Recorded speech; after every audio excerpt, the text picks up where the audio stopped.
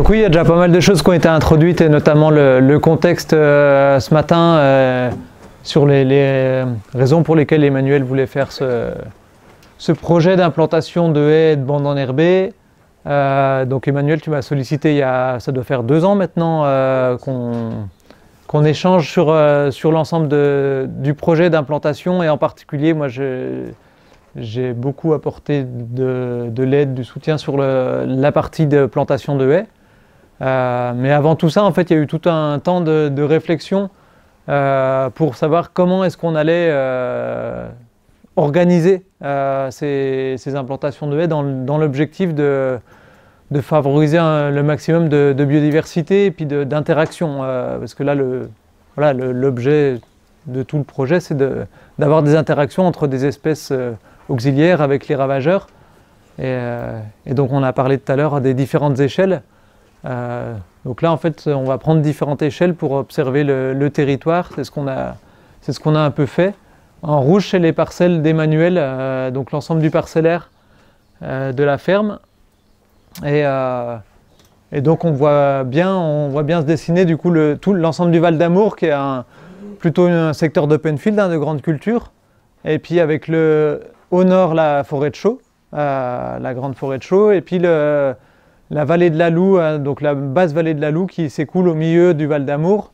Et puis plus au sud, on a des parcelles, des secteurs boisés un peu plus denses, avec du coup un maillage de forêts, de zones agricoles plus entremêlées, quoi. Donc on a vraiment ce secteur du Val d'Amour où là on a plutôt des zones d'open field avec très peu d'éléments d'infrastructures agroécologiques.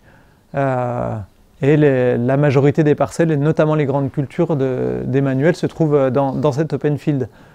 Sachant qu'au nord du village de Germignet, de Châtelet, on a plutôt des secteurs de prairies avec encore un peu de bocage.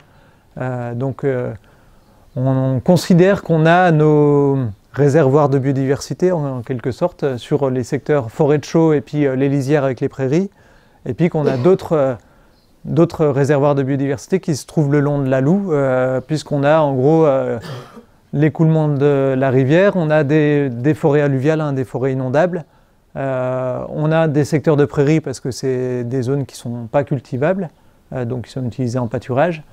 Donc on a en gros une belle mosaïque de milieux quand même sur la basse Loue, bien que les milieux aient été déstructurés par les remaniés et tout ça, on a quand même encore beaucoup de petites zones où il y a des insectes et tout ça. Donc le premier objectif en fait, c'était d'essayer de relier des corridors en gros entre ces réservoirs de biodiversité du nord et ceux du sud. De se dire que nos insectes auxiliaires, le moyen pour qu'ils arrivent en plein milieu des grandes cultures, c'est de les faire venir depuis les secteurs où ils peuvent être déjà présents naturellement. Donc là, en analysant un peu le parcellaire, on se rend compte qu'il y a quand même sur ce secteur-là, entre Chissey et Germignet, les parcelles d'Emmanuel sont quand même regroupées sur un îlot, sur un secteur principal. Donc on peut avoir une influence en fait sur l'ensemble de ce secteur-là en travaillant sur les parcelles d'Emmanuel. Et ça, c'est quelque chose qui est quand même un point super intéressant. Ce n'est pas le cas sur toutes les exploitations agricoles. Des fois, c'est beaucoup plus morcelé. Et du coup, on peut faire une implantation de haies sur une parcelle, mais si tout autour, on n'a pas prise, on n'aura pas cet effet de corridor. Là, on a la chance de pouvoir créer cet effet de corridor et puis donc de se dire que sur ces parcelles-là, on peut travailler sur recréer des haies du nord au sud. Il se trouve en plus on se rend compte que les vents dominants arrivant du sud-ouest, en implantant des haies nord-sud dans le sens de la longueur de ces parcelles, on joue le rôle de brise-vent aussi.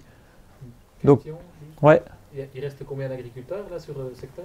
Eh bien, c'est Emmanuel qui pourra répondre. Germignet et puis 4 à Chissey, quoi. Donc voilà, le constat de départ, c'était de se dire on fait des haies importantes dans l'axe nord-sud pour créer des vrais corridors de déplacement de la faune. Et puis après, on recrée un maillage sur l'ensemble des parcelles. Donc de faire plusieurs haies dans ce sens-là, des haies plutôt larges, hautes, donc on parle de haies de rang dans ce cas-là, et on implante des arbres, des essences, des strates arborescentes dans celle-ci, et puis après on recrée un maillage d'autres haies et de bandes enherbées sur l'ensemble pour que ces espèces qui se déplacent sur le corridor, qui utilisent le corridor principal, peuvent ensuite aller sur l'ensemble des parcelles. Les types de taille, tu peux peut-être nous en parler, les types de taille. Des argilo-calcaires. Ouais, c'est argilo-calcaire, c'est à peu près homogène hein, là, sur ce secteur. Gravier de temps en temps. Ouais. Il n'y a pas de limon aussi? Non, les limons ils sont le long de la forêt de chaux. Et donc là, nous, on s'est concentré. Forêt de chaux jusqu'à la route. Là, derrière la voie ferrée, là, il y a une voie ferrée qui passe. On voit la ligne droite là. C'est tout du limon. Voilà, oui, c'est ça, c'est ce que je voulais faire. Donc nous, on s'est concentré plutôt sur la partie vraiment open field. On ne s'est pas intéressé encore aux parcelles qui sont entre le village et la forêt de chaux. Parce qu'on considérait qu'il y avait un maillage bocager suffisant. C'est plutôt des prairies pour toi. Donc Après, on peut pas tout faire. voilà. Donc là, voilà, je vous ai présenté ce qui était dans l'idéal. On se dit on fait des gros corridors nord-sud et puis après, ensuite, un maillage de réseaux de haies plus petites et de bandes enherbées. Et puis après, c'est là où Emmanuel, lui, a pris ça et puis a réfléchi avec les différentes contraintes agronomiques et de voisinage que tu as évoquées ce matin. Donc de plutôt mettre les arbres en bord de route en s'éloignant de 4 mètres. Ne pas mettre des arbres de Auger en proximité d'une parcelle voisine pour ne pas gêner l'agriculteur voisin s'il ne souhaitait pas avoir de l'ombre, par exemple. Voilà, il y a eu tous ces choix-là qui ont été faits ensuite par Emmanuel, qui sont venus modifier un peu le plan idéal, mais ça c'est indispensable de le faire également. Et les taux d'argile, c'est jusqu'à 60%, c'est bien ça? Ouais, ça, comme ça, 60, ouais. Pour les argileux. C'est de la terre. Voilà, donc à l'origine, et puis après avec les différentes haies qui seront implantées, donc sur un pas de temps de 6 ans hein, dans l'ensemble des rotations. Donc on a dit qu'on plantait les haies au stade de luzerne. Donc en fait, chaque année, on va planter des parcelles différentes. Donc là, chaque trait bleu correspond à une haie ou une future haie sur le parcellaire. Là où il y a les années, c'est les 3 premières années sur lesquelles on a planifié de façon très précise les plans, les listes d'essence, on a fait les commandes de plans. Et donc voilà, en 2021, on a planté sur plusieurs secteurs. Il manque une parcelle sur Arquesnan. Et puis le long, ici, où on ira cet après-midi. 2022 ensuite, et puis il y a encore l'année 2023 qui est notée. Et puis après, les autres lignes sans année sont celles qui seront plantées dans les années suivantes. C'est planté par tes soins ou... Ouais. Mais on n'est pas tout seul, on est une équipe de 10 Oui, non, mais tout à fait, oui. On est une équipe de 10 personnes, mais c'est planté par mes soins. Ouais. Ok. Ouais.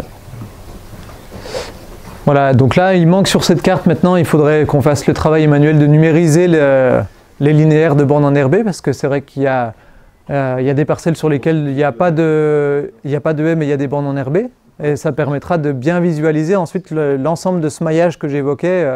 Parce que là, déjà, avec les haies, on voit que bien qu'il n'y en ait pas sur l'ensemble, on a quand même un beau maillage de haies qui va s'implanter sur le territoire. Pour parler de corridor, notamment en termes d'oiseaux, la distance entre deux séries de haies et tout ça, maximum, faudrait qu'elle soit de combien? Alors c'est hyper variable selon les espèces, mais les oiseaux ont quand même une forte capacité de déplacement. Après, ouais, mais la crainte des prédateurs. La crainte des prédateurs, ouais, c'est ça. C'est qu'on va avoir des espèces comme les mésanges, elles vont avoir du mal à traverser 1 kilomètre à découvert, par exemple. Et après, le meilleur exemple parmi les vertébrés, c'est les chauves-souris qui ont été pas mal étudiées sur ces corridors, parce qu'en fait, elles volent vraiment, la majorité des espèces volent le long des éléments type haies. Il se dit qu'au-delà de 100 mètres, on perd déjà des chauves-souris qui ne passent pas. Voilà, donc... Et comment vous avez réparti les haies de Auger et les haies basses? Les haies de Auger, on les a mis le long de la route. Ça, c'est une haie Auger. Ça, c'est une haie Auger. Là, c'est une haie alternée, c'est-à-dire on a 3 types de haies. On a des haies basses, des haies de Auger, et puis des haies alternées. Alternées, c'est qu'il y a un arbre tous les 25 mètres. Oui. C'est pour les aspects esthétiques, ça, de temps en temps, et puis souvent en bordure de chaque haie. Au démarrage, on a un peuplier noir, un fuseau. Donc on a travaillé aussi le côté esthétique. Et puis c'est ce que je voulais rajouter, après je laisse la parole à Rouilly. C'est qu'on a des haies nord-sud, là, comme ça. On a voulu casser aussi, pas qu'il n'y ait que des couloirs. On a fait des haies aussi en est-ouest pour un peu que le paysage soit plus harmonieux, quoi. Et puis encore une fois, dans cette idée de créer des mosaïques et qu'on n'ait pas que des lignes et que les espèces peuvent se déplacer de chaque côté. Est-ce que vous avez mis des perchoirs à rapaces ou des choses comme ça ou pas? Alors ça, c'est un travail qu'on va faire certainement l'année prochaine, à partir de l'hiver prochain, de travailler avec une classe du lycée agricole de BTS Gestion et Protection de la Nature, de mettre des aménagements dans les secteurs de haies. En gros, on sait que nos bandes de haies, notamment les haies implantées sur 2 rangs, elles ont une largeur sur lesquelles on ne reviendra pas faire de travail du sol. Et donc on peut là mettre des aménagements pour la biodiversité. Donc ça peut être des perchoirs à rapaces, ça peut être des tas de bois, tas de pierres pour qu'il y ait des petits vertébrés et des insectes également qui viennent s'abriter. Ça peut être la pose de nichoirs aussi. Alors les nichoirs, tant qu'il n'y a pas une haie bien fournie, il n'y aura certainement pas d'oiseaux, mais à partir du moment où il y a un peu plus de végétaux, mettre un nichoir, ça peut accélérer le fait que nos arbres n'ont pas encore de cavité pour accueillir les oiseaux, et donc le temps que les arbres poussent, on peut faire nicher des mésanges par exemple, ou des choses comme ça. Donc là, le travail reste à faire, mais c'est un projet. Pourquoi vous ne l'avez pas fait le jour de l'implantation? Parce que vous n'y avez pas pensé ou ça se fait pas? Parce que c'est un travail qui est assez... Enfin, l'implantation est un travail assez conséquent, donc moi j'accompagne pas mal de fermes, mais c'est vrai que les hivers sont souvent bien occupés. Emmanuel, tu es bien pris par les plantations de haies aussi, en plus du travail de la ferme. Enfin, c'est quelque chose qui s'ajoute. Et du coup, on s'est dit qu'on essayait de travailler avec un groupe d'étudiants qui viendraient découvrir la ferme, le contexte et tout ça, pour proposer des choses. Et puis, il n'y avait pas l'ouverture cette année, mais on en a discuté avec les enseignants pour l'année prochaine. Donc ça devrait se faire l'hiver prochain. Parce que là, vous avancez à quelle vitesse Là, on a cette parcelle-là d'équiper, on a celle-là d'équiper. 2021-2022. Je voulais dire en mètres linéaires. C'est à peu près 1 km par an. On a 9 km à poser. Et par jour Ah oui. Par jour, il nous faut 2 jours et demi pour faire 1,5 km. D'accord, 2 jours et demi. À combien de personnes? À 8-10 personnes. Ouais. Donc ça va quand même assez. On peut le dire aussi. Ouais. Et il y a aussi tout un travail d'organisation. Les chantiers de plantation peuvent aller vite parce que le sol est bien préparé, parce qu'on a passé une journée avant à trier les plants aussi. Ça, c'est un travail conséquent, ce qui fait qu'une fois que les plants sont triés, on arrive sur le terrain, on sait qu'on a un lot de 40 plants, c'est pour les 40 prochains mètres, et hop, ça se déroule tout seul. D'autres chantiers de plantation, ça va être plutôt on trie les plants au fur et à mesure, et là on consacre du temps à ce moment-là. Donc c'est vrai que c'est de l'organisation en amont qui permet d'aller vite le jour sur le terrain. Ça permet aussi de s'adapter à la météo et tout ça, quoi. Des différentes essences qui sont implantées. Donc là c'est le tableau pour l'année 2022, donc ce qu'on a planté à l'automne 2022 et début 2023. Donc en gros on a travaillé, comme disait Emmanuel ce matin, sur une liste d'essences qui sont adaptées au sol et des essences qui sont attractives pour les espèces auxiliaires et notamment les guêpes parasitoïdes qui sont réputés être les meilleurs contrôleurs pour les ravageurs du colza. Donc il y a quelques essences en fait qu'on a habituellement, on travaille vraiment avec les essences locales qui poussent sur le territoire, donc on s'inspire de ce qu'on voit sur les haies aux alentours, on vérifie sur les cartes, sur les atlas de biodiversité, notamment du conservatoire botanique, pour regarder si on n'introduit pas des espèces en dehors de leur zone de répartition. C'est quelque chose à laquelle on veille. Et là, on s'est autorisé, dans l'objectif vraiment d'améliorer la fonctionnalité par rapport aux guêpes parasitoïdes, d'introduire 2 essences qui poussent dans le Jura naturellement, mais qui ne sont pas présentes dans le Val d'Amour localement. C'est le cornouiller mâle et le cerisier de Sainte-Lucie, qui sont plutôt des essences qui poussent sur les coteaux calcaires. partant du principe qu'ils poussent sur des milieux très pauvres, on les introduit sur des sols plus riches et que logiquement ils devraient quand même pousser. Donc c'est aussi un test. En l'occurrence, ça marche bien pour le cerisier de Sainte-Lucie et ils se plaisent très bien. C'est parmi les plants qui poussent le mieux, enfin de ce qu'on voit en un an, quoi. Voilà. Et sinon, on est plutôt sur des essences qu'on arrive à trouver dans les alentours, sur un rayon de 1 ou 2 km autour.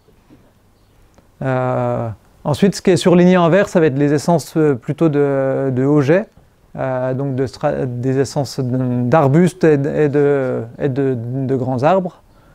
Et les autres sont des arbustes et buissonnants. Donc voilà, et donc, sur les haies de rang, on va mettre c'est sur les haies de rang qu'on implante les arbres de Auget. Donc on a là un arbre tous les 5 mètres, c'est ce qu'on verra cet après-midi hein, le long de la route de Chamblay. Sur un de nos rangs, on implante les arbres, on a un arbre tous les 5 mètres qu'on va protéger d'une façon différente que les arbustes. On pourra revenir sur tout ça, sur la protection des arbres sur le terrain. Et puis au milieu, on met un mélange d'essences buissonnantes et arbustives, de petits arbustes. De façon aléatoire. Donc c'est là où, quand j'expliquais qu'on préparait des lots, on prépare un lot dans lequel il y a les arbres qu'on va placer individuellement de façon précise. On alterne un arbre à croissance rapide et un arbre à croissance lente là, parmi les arbres de Auget. Et puis après, dans toutes les essences qui sont non colorées en vert, en fait, on les met de façon aléatoire par lot de 40 mètres en général. Le peuplier noir, là, c'était pas une espèce qui était un peu en voie de disparition? Alors le peuplier noir, c'est un peu particulier. Emmanuel a parlé, là c'était pour les aspects paysagers. Donc là, c'est en particulier du peuplier noir d'Italie. Donc c'est les grands arbres columnaires. Donc c'est à l'inverse de tous les autres. Là, on a implanté une espèce qui est ornementale et génétiquement très pauvre. En fait, c'est des clones, ça se multiplie qu'en bouture. Donc là, en fait, si on regarde au bout de la liste, on en a 5-6. On en met uniquement dans les haies ondulées, c'est-à-dire les haies basses sur lesquelles il y a un arbre tous les 25 mètres, là, plutôt pour un intérêt paysager. Il y en a 30 mètres de haut. Et ils deviennent très hauts, ouais. Ouais. Mais ceux-là, en fait, il n'y a pas d'intérêt d'ombrage, hein, c'est vraiment une grande colonne. C'est pour avoir quelques éléments un peu plus hauts. C'est une sensibilité que moi je peux avoir dans les grandes plaines. On se rend compte que d'avoir quelques éléments plus hauts des arbres, c'est quelque chose qui marque.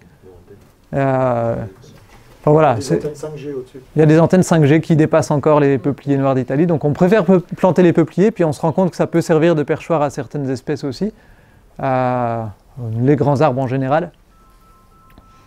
Voilà, donc celui-ci, il est en bleu parce qu'en fait, il sort des cadres des subventions.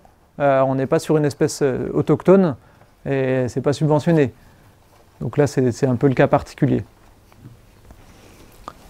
Et donc sur l'origine des plants, on travaille sur... donc quand je dis on, c'est Jura Nature Environnement travaille sur la filière végétale locale, c'est-à-dire une filière organisée nationalement, mais qui se concrétise par des zones biogéographiques en France. Donc en gros, il y a 10 zones qui ont été définies en France en termes de climat, de sol et d'altitude un petit peu aussi. Et donc l'idée de cette filière végétale locale, c'est une marque nationale, c'est de pouvoir avoir une filière de la récolte de graines dans les milieux naturels jusqu'à la production à l'intérieur de ces zones biogéographiques, et de pouvoir replanter des essences qui sont issues du territoire. Donc d'une part pour leur adaptation à nos climats et à nos sols, et un autre point très important, c'est le caractère de la diversité génétique sur ces plants, c'est que dans les cahiers des charges de récolte, c'est qu'on récolte sur un maximum d'arbres différents, sur différents sites pour chaque essence, et en gros on sait que chaque graine a un bagage génétique différent. Donc quand on va implanter, dans les essences qu'on va avoir, en fait les individus vont pas être les mêmes d'un pied à l'autre, et du coup une fois arrivés à maturité, ils vont pouvoir se reproduire avec les sauvages aux alentours, et du coup contribuer au brassage génétique des végétaux. Donc c'est quelque chose qui nous tient à cœur, et c'est un fort intérêt aussi par rapport aux insectes, parce que il y a déjà eu des tests avec cette filière végétale locale là, d'implanter sur un même territoire. Là, je crois que les tests c'était sur du Troène, d'implanter un Troène du sud avec un Troène du nord et un Troène de montagne et un Troène conventionnel au même endroit, et de se rendre compte qu'en fait il y avait jusqu'à 1 mois de différence sur les floraisons. Et on a certains insectes, les insectes dont on a parlé ce matin, qui vont venir sur ces arbres, mais en fait qui peuvent être calés phénologiquement sur émergence de l'insecte qui vient se nourrir du nectar de cette essence d'arbre. Et si c'est décalé d'1 mois, ben, ça ne marche pas. Donc l'intérêt de planter des plants locaux est aussi en lien aux interactions avec la biodiversité locale. Donc voilà, 24 essences d'arbres et arbustes, c'est la liste qu'on a vue juste avant. Pour en reparler sur le terrain, on verra, là, les feuilles sont bien sorties, donc on arrive à reconnaître facilement les essences. On a travaillé avec 2 pépinières partenaires qui sont labellisées du coup sur végétal local. On fait des commandes groupées pour l'ensemble des projets dans le Jura, là, des projets qu'on accompagne. Donc en gros, on fait venir, là cet hiver, on a commandé 10 000 plants, dont 2 000 pour ici. Et puis on a mis en place là avec Emmanuel des contrats de culture pour les 2 années. En gros, on a déposé un dossier de financement pour 3 ans. Donc on a fait une commande pour la première année, on a travaillé avec une pépinière avec un contrat de culture pour les 2 années suivantes, donc pour l'hiver passé et l'hiver suivant. En gros, ça permettait à la pépinière d'avoir une garantie sur une vente. On l'a fait avec plusieurs fermes. Et en gros, ils avaient une garantie sur une vente. C'est une pépinière qui voulait se lancer en végétal local, mais qui n'avait aucune idée du marché potentiel. Et du coup, le fait de faire un contrat de culture, ça leur a sécurisé une partie de la vente de ce qu'ils implantaient. Et du coup, ils ont pu se lancer sur de la semence de plants locaux. Donc il y avait aussi cet intérêt-là à signaler. Votre logique, c'est le végétal local qui s'adapte au réchauffement. Vous avez intégré une potentialité de réchauffement climatique, puisque c'est aussi la problématique. Ouais, bonne question. Dans notre logique, c'est plutôt, on mise sur le brassage génétique et la diversité génétique, en gros, de nos plants pour s'adapter. On part du principe que la nature s'adapte assez vite et que si les plants arrivent à se reproduire, hein, pour l'instant ils poussent, ils vont certainement arriver à faire des graines et en fait, il y aura certainement une adaptation. On se rend compte qu'on a un réchauffement climatique, on a toujours des gelées tardives, on a planté trop vite des essences du sud sans qu'elles arrivent naturellement. Ça ne sera pas adapté à notre biodiversité, donc encore une fois, nos insectes qui viennent butiner, ça ne marche pas toujours. Et puis en plus, on ne connaît pas la pérennité de ces essences-là à l'avenir, hein, de planter des essences du sud sur nos territoires. Les reprises 2021 sur les plantations de 2021, c'est positif. Alors, on a des bons taux de reprise. C'est ça, hein, le taux de reprise. Eh ben, ils sont plutôt très bons. Là, on verra la haie qui a été plantée tout à l'heure. Je pense qu'on est à plus de 90% de reprise. Et on a quelques essences qui ont eu des difficultés, qui végètent un peu plus, mais globalement, c'est... Ouais. Il y a quelques essences où on remarque qu'elles ont du mal à reprendre. Il y a eu aussi quelques... Alors, je dis dégâts, mais en fait, ça n'a pas posé de problème d'impact de lièvres qui sont venus recéper, qui sont venus retailler les plants peu de temps après qu'on les ait plantés, en plein hiver. Et ils ne sont pas revenus les consommer, donc en gros, nos plants, il est resté quelques bourgeons au pied, ils ont refait des tiges. Ils les ont taillés, ouais. Donc ça n'a pas été spécialement problématique. Ça aurait pu entraîner un problème s'il y avait un retour régulier puis qu'ils mangeaient. Il n'y avait pas eu de chevreuil a priori. On avait un peu des craintes sur les secteurs en lisière, hein, par exemple ce secteur-là, cette parcelle qui est un peu plus en lisière, mais finalement il n'y a pas eu plus de dégâts ici qu'à d'autres. On a réglé le problème de lapin en mettant de la laine de mouton. Ouais. Donc, on a eu 0 dégâts cette année. Ouais. Sur le gros gibier, sanglier, chevreuil, on pourrait penser que la voie ferrée fait comme une limite un petit peu et qu'ils se satisfont des cultures qui sont mises au nord de la voie ferrée. Moi, en tout cas, je vois peu de sangliers ou de chevreuil sur la zone pleine pure, quoi. Ouais. Et pourquoi avoir commencé avec les haies qui sont, enfin les parcelles les plus petites, les plus loin, et pas sur le... C'est tombé dans la rotation de la Ah oui, c'est vrai, ok. Ouais, c'était vraiment le choix. Ce choix, il permet déjà d'étaler de façon homogène chaque année à 1 km à peu près de plantation, parce qu'en gros, les rotations, c'est toujours une proportion égale. Et puis de pouvoir le faire aussi, la luzerne étant implantée, on peut rouler dessus et tout ça. Donc, c'était un choix technique d'Emmanuel qui est quand même très intéressant pour ne pas perturber la culture en place au moment des chantiers d'implantation, quoi. Vous avez prévu des irrigués là, pour L'année dernière, j'ai arrosé 2 fois. Ah oui. Mais par contre, on paille avec du miscanthus, Oui. on le voit là. Ouais. Et le miscanthus, ça maintient la fraîcheur. Je pense que si j'avais pas eu de miscanthus, on aurait arrosé 4 ou 5. Le miscanthus, tu l'as... J'ai 2 parce que j'ai 3 hectares et demi de miscanthus. Ah, donc c'est le tien. Donc ça tombe bien, ouais, Ouais. c'est bien. Ouais. Circuit court. On peut peut-être parler rapidement des financements, justement, parce que du coup, on a déposé des financements au plan de relance. Donc, pendant 2 années, là, l'ensemble de la France a bénéficié d'un plan de relance sur la plantation de haies, donc qui était un financement assez généreux pour ces projets-là. Donc là, on pouvait déposer le dossier pendant 1 an et demi quasiment, là, de 2021-2022. Et ça pouvait être des projets qui s'étalaient sur 3 ans. Donc là, on a profité pour déposer les 3 premières années en financement, en prenant en compte, en gros, l'ensemble des frais qui sont externalisés à la ferme. Le travail réalisé par la ferme n'est pas pris en compte. Par contre, à partir du moment où il y a une prestation ou une vente, c'est remboursé par le plan de relance. Donc là, quand Emmanuel parlait des équipes de plantation, en fait, il fait embaucher des personnes par le service de remplacement, du coup, qui permet d'avoir une prestation et puis de travailler avec une équipe fixe quand même chaque année. Parce que souvent, c'est quand même des mecs de l'Est qui sont embauchés par des grosses pépinières. Oui, ben les grosses pépinières font ça, effectivement. Il y a beaucoup de projets où c'est du clé en main, c'est-à-dire l'agriculteur confie son linéaire. Et puis tout est fait en clé en main. Ça passait justement par le plan de relance, c'est plus simple. Il y a une seule facture. Donc en termes administratifs, pour l'agriculteur, c'est vachement plus simple. Nous, on a fait le choix. Alors Emmanuel, des fois, tu t'en mords les doigts parce que c'est très chronophage et puis ça... Ouais, l'organisation, c'est lourd en organisation. Mais par contre, on fait le choix. Puis globalement, Jura Nature Environnement, on accompagne plutôt pour... des projets qui sont construits avec l'agriculteur, quoi, et qui est un investissement. Et on se rend compte aussi que derrière l'entretien, les premières années, puis sur le long terme, est quand même plus important quand l'agriculteur s'investit sur la plantation.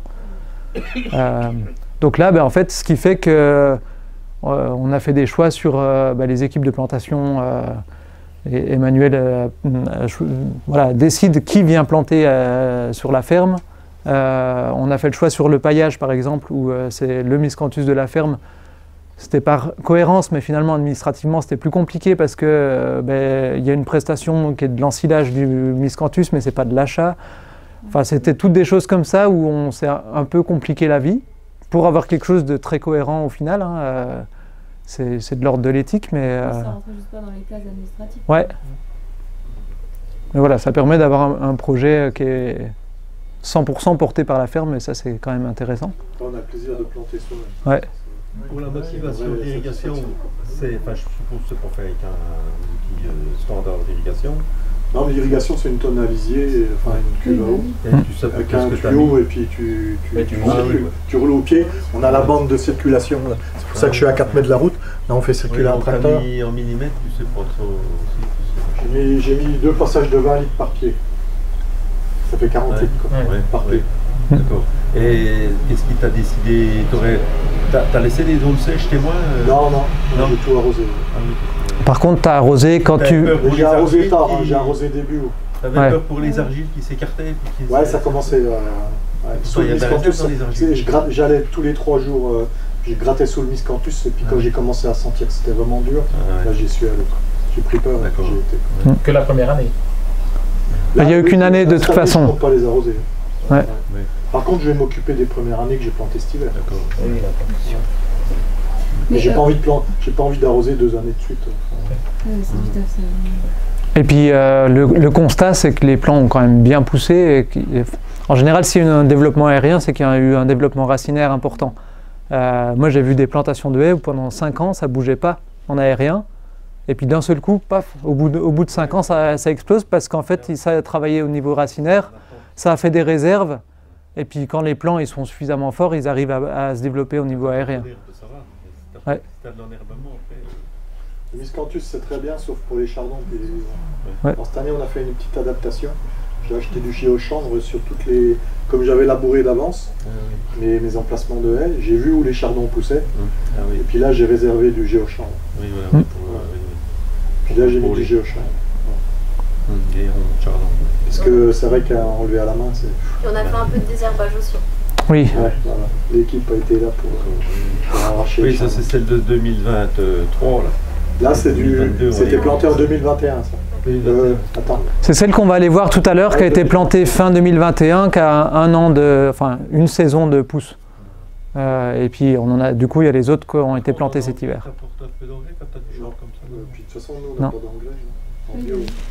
Tu n'as pas de rose azote. T'as une fin quand même qui est là.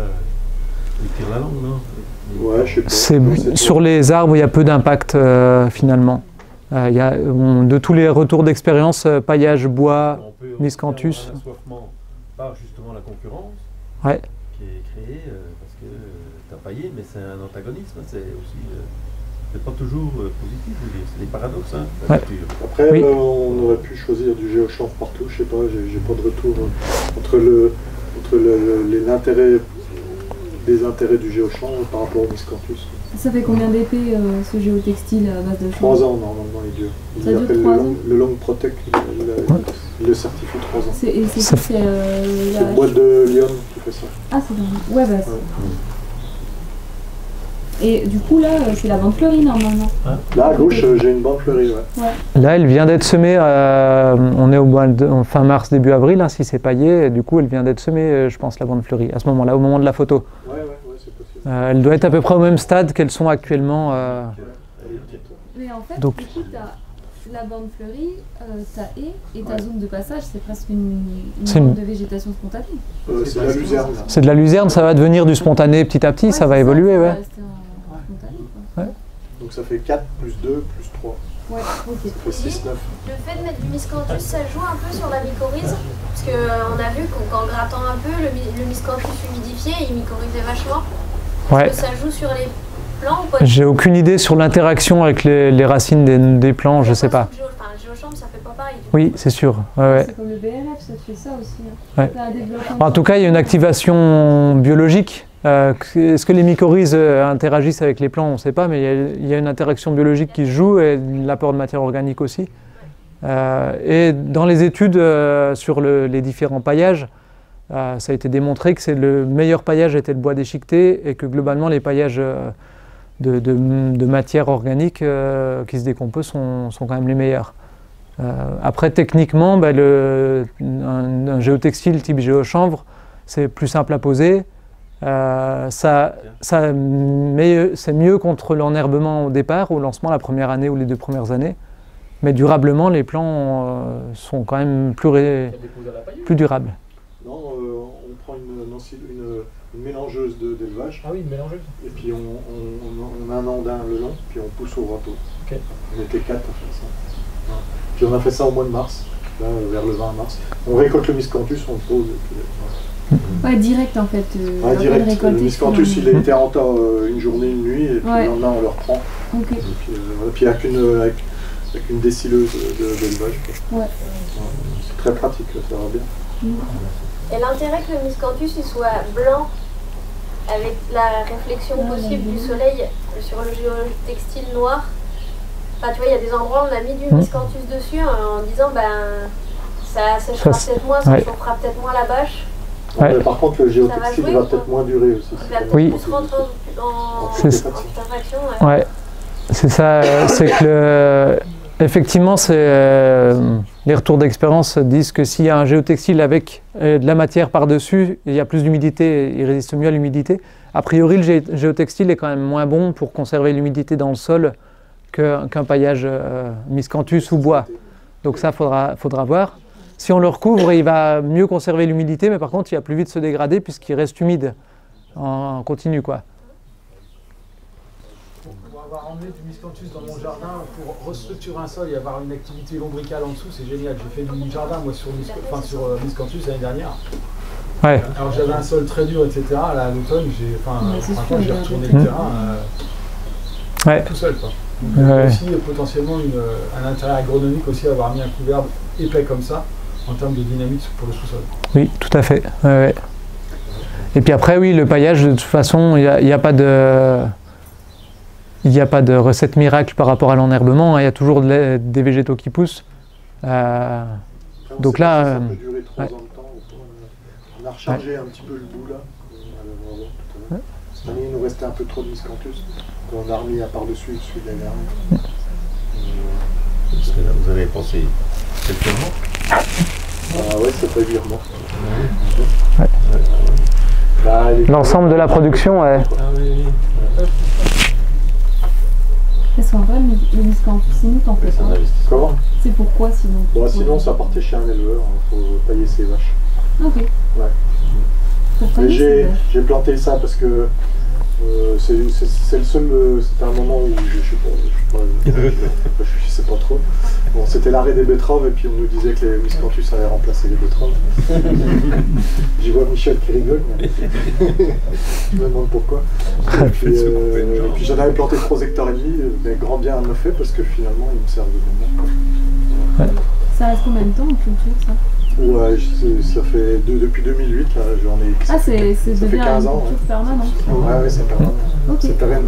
Okay. À mon avis, il faut changer la destination de la parcelle. Après, c'est compliqué, ouais. Ouais, c'est compliqué parce que c'est plein de rhizomes. Ouais, c'est ça. Je sais pas si tu peux y changer comme ça. Ok. Je sais pas s'il y en a qui ont déjà essayé. Il y a des oiseaux normalement dedans.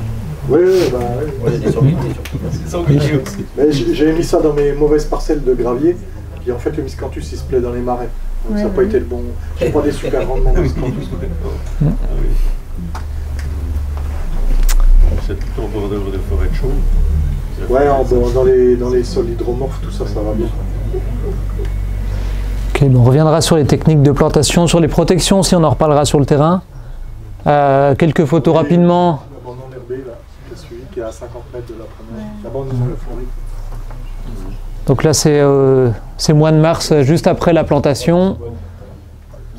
Là, c'était pour illustrer le fait que, du coup, c'est aussi un support pédagogique. Donc, on vient avec des BPREA du lycée de Montmoreau. On fait une journée de formation sur cette réflexion sur les corridors, les auxiliaires et tout ça, et un petit temps sur la plantation. Donc, ça ne représente pas des gros linéaires, mais ça nous permet de faire un chantier pédagogique à cette occasion-là. Et puis un peu plus tard, on ne les verra pas à ce stade-là aujourd'hui, donc j'ai collé les photos. Hein, on a un peu de vie dans les bandes fleuries enfin, dès l'an dernier, on a vu qu'il y avait quand même beaucoup d'insectes qui vivaient à l'intérieur. Quand le bleuet était au stade bouton comme ça, c'était blindé de coccinelles. Ouais. C'était assez impressionnant quand même. Hein. Voilà, donc la haie avec la bande fleurie à gauche, hein, c'est la même haie. Non, c'est une autre, c'est l'autre, c'est celle de Chissé, ça. On a 2 ans la haie là. Non, elle a été plantée, là, on doit être au mois de juin. Elle a été plantée l'hiver précédent, quoi. La luzerne est fauchée à gauche, Emmanuel, là, non? La luzerne est fauchée, ouais. Voilà, un des mélanges, donc ça c'est le deuxième mélange. C'est le mélange de la Cossébi, ça. Ouais. Et alors, il est bien le mélange de la Cossébi? Je vous dirai ça dans 2-3 ans. Okay. Parce qu'il y a plus de plantes, il y a plus de légumineuses dedans. Ouais. Et les plantes, il y a plus de plantes annuelles. J'ai fait l'erreur cet automne c'est ce que je disais tout ce matin, de la broyer cet automne. Ouais. Et j'ai tous les fenouils, les anis, parce qu'il y a du fenouil d'anis, qui ont germé et puis ils se sont fait dézinguer, les soucis aussi. Ils se sont fait dézinguer avec le gel de cet hiver. Donc j'ai fait une connerie de les broyer cet automne. Bon, après c'est comme ça qu'on apprend. Et puis les luzernes étant implantées sur les tournesols, du coup il y a pas mal de tournesols dans les bandes enherbées du fait des graines qui sont restées. Là vous avez une zone de je sais pas quoi, là c'est terrassé, là, c'est une vivace ça. Ouais. qui n'était pas choisi. Mais bon, voilà. Voilà, ben je crois qu'on arrive au bout.